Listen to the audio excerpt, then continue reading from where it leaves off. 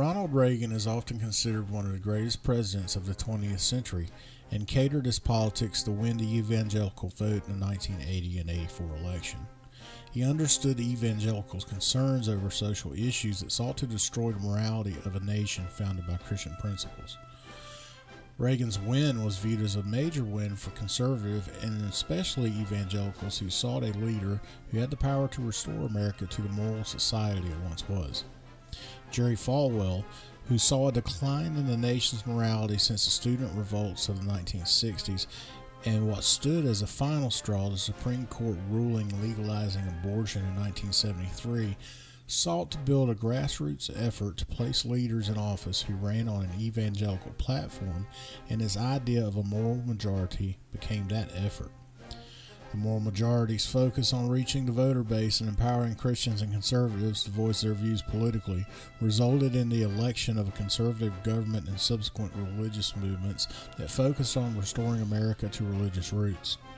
This video focuses on the political religious movement created by Jerry Falwell Sr., the moral majority, and examines the ways in which the moral majority changes the political landscape in the 1980s.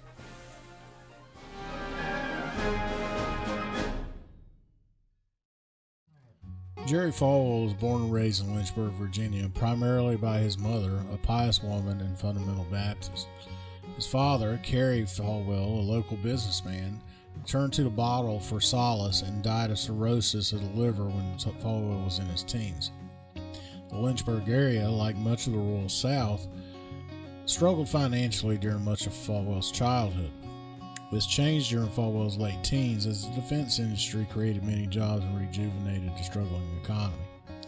As Daniel Williams describes, Falwell acquired his faith in business partly from his personal observations of the economic benefits private corporations brought to this region during the post-war era. After accepting Christ while attending Lynchburg College, Falwell founded Thomas Rose Baptist Church in 1956, where he began preaching the gospel on the pulpit and through his radio program, Old Time Gospel Hour, which later turned into a television program. As Falwell's ministry grew on both sides in popularity, he continued with his vision of providing Christian education by establishing Lynchburg Christian Academy in 1967 and Liberty University in 1971. While Falwell focused on evangelization and stood against political social agendas, social morality began to decline during the 1960s, and these declines would change Falwell's view as well as other influential evangelicals' view on political and social advocacy.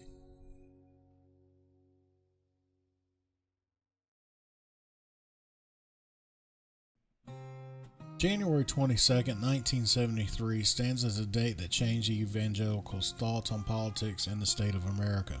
The Supreme Court today ruled that abortion is completely a private matter to be decided by mother and doctor in the first 3 months of pregnancy. The 7-2 ruling to that effect will probably result in a drastic overhaul of state laws on abortion. The landmark decision to legalize abortion shook evangelical leaders such as Jerry Falwell. In his autobiography, Falwell explained his reaction the next day when he read about the decision that accompanied the obituary of Lyndon B. Johnson on the newspaper's front page. Quote, "In growing horror and disbelief, I read and reread the short article describing the historical case titled Roe v. Wade. In one terrible act, they struck down all the state laws against abortion and legalized infanticide across the land. I could not believe that 7 justices on the nation's highest court could have so little value of human life. Apparently, there were others who shared in my disbelief." Unquote. One of those who shared in his disbelief was Francis Schaeffer, an apologist who many consider to be the man who re-engaged religious leaders back into the political arena. Schaeffer's series of films and books arguing against secular humanism left lasting impressions on evangelical leaders such as Jerry Falwell. As Frankie Schaeffer explained to PBS on the God in America series, Jerry was reluctant to take a stand on the abortion issue as he said, quote, "That's a Catholic issue. It's nothing to do with us. Why would I want to take a stand on that? I'm just a preacher. I want to talk about the gospel, not social issues." Unquote. Frank continues to explain, quote, and my father was the one who personally taught Jerry Falwell into taking a stand, and then, of course, the rest is history, unquote. Jerry Falwell began his attack against abortion in 1978 with the intent to overturn the United States Supreme Court decision by reaching the evangelical voter base and using them to elect a president who had the power to change the law permitting abortions. Abortion is not a Roman Catholic issue. It is a moral issue. It is a theological issue. It is a human rights issue, an issue that concerns the human rights of unborn babies who, by the hundreds of thousands, are being murdered. His first nationwide campaign, Clean Up America, reached nearly 150 cities while drawing 12,000 to Washington, D.C. What followed became a movement created by Falwell that would make his name nationally known by fans and critics. As Glenn Utter explains, quote, assisted by such conservative political strategists as Paul Ryrich, Howard Phillips, and Edward E. McAteer, the popular preacher launched Moral Majority Incorporated in 1979, unquote. Moral Majority claimed nonpartisanship, but as Jay Flippin explains, Falwell lobbied for traditional family values, a moniker that Falwell ensured opposed feminism in general, and while at least claiming nonpartisanship, Carter as well. Falwell opposed President Jimmy Carter and his stance on homosexuality and abortion. Falwell saw Carter's initiatives during his term as an agenda to sanction homosexuality, expand daycare, create new government programs to regulate families, and ensure federal funding to abortion. Falwell surrounded himself with prominent Baptist leaders as well as a number of other Protestant denominations and some Catholics. The strength of the Moral Majority lied in an entity that Falwell and other fundamentalists built since they turned away from national affairs following the Scopes trial decades earlier: Christian education institutions. In his book, Religion on American Politics, Dr. Frank Lambert attributes the success of the Moral Majority to a network of Christian schools. He states that since the Scopes trial, fundamentalists began establishing, quote, their own Bible colleges, publishing houses, missions agencies, and denominations, unquote. Lambert states, again, quote, that it was these entities that would enable the Moral Majority to build a grassroots political organization, register voters, rally support for specific causes and candidates, and get out the vote, unquote. This broad, young, and energetic base propelled the Republican candidate Ronald Reagan to victory in the 1980 presidential election. As Lambert shares, Falwell boasted of the Moral Majority's success, stating, quote, the Moral Majority backs the presidential candidacy of Ronald Reagan and helps sweep him into office in dramatic fashion. In addition, 12 liberal Democrat senators and several liberal House members are also defeated, launching a new wave of political activity with the evangelical community, unquote. Following the Moral Majority's success, Falwell looked forward to restoring America through Washington, D.C. Despite Falwell's claim to the success of the Moral Majority in electing President Reagan, others disagree. Stephen Johnson and Joseph Tamney argue in their article, The Christian Right in the 1984 Presidential Election, that the new Christian Right had nothing to do with the outcome of the 1980 election.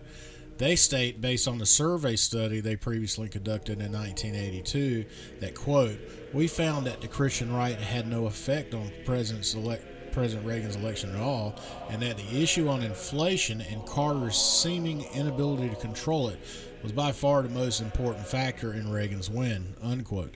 Although they agree that it appeared that the Moral Majority and the Christian Right had, quote, more influence on the 1984 presidential election. Interestingly, a Lou Harris poll of the same time period found that, quote, 2/3 of Reagan's popular votes came from followers of evangelical preachers with television pulpits, contradicting what Johnson and Tamney believed. The Falwell and the Moral Majority received its fair share of criticism during the 1980s, several religious groups included.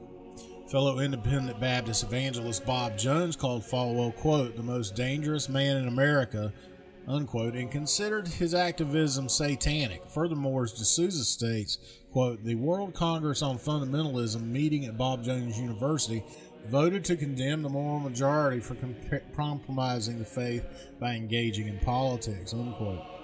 Also opposed to Falwell, but on better terms it appears than Bob Jones, was Jim Wallace, founders of the Sojourners. Wallace, a religious moderate, upon Falwell's death years after the moral majority, stated, quote, "I respected his passionate commitment to his beliefs and our shared commitment to bringing moral debate to the public square, although we didn't agree on many things. I might add that Falwell, in his own way, did help Christians that their faith should express itself in the public square, and I am grateful for that, even if the positions Falwell took were often at great variance with my own," unquote.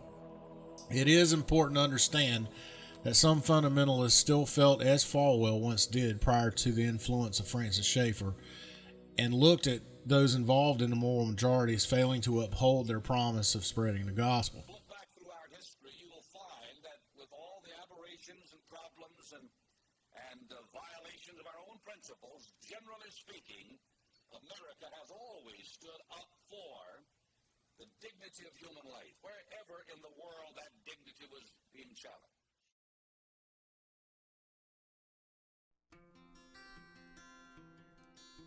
Arguably being partly absent to his original calling is why Dr. Falwell resigned as president of the moral majority, along with his view of his job being complete, as he stated upon announcing its end. Some argue it was due to growing opposition from other religious groups and secular groups and the scandals involving well-known televangelists at the time. Regardless, it becomes evident throughout his life that his efforts with the moral majority were always sincere, and that his heart and mind always rested on bringing souls to a saving knowledge of Christ and providing ministries that help those in need, while providing a Christian alternative to American education. Today, Thomas Rose Baptist Church and Liberty University, led by his sons Jonathan and Jerry Falwell Jr., stand as a testament to his work before, during, and after the moral majority.